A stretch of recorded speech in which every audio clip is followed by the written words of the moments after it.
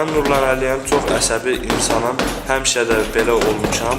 Məni hər şey əsəbləşdirir. İnsanların səhv hərəkəti, kinalı gülüşləri, əxlaqsız davranışları. Əvvəl belələri ilə dalaşırdım, həmişə də döyürdüm.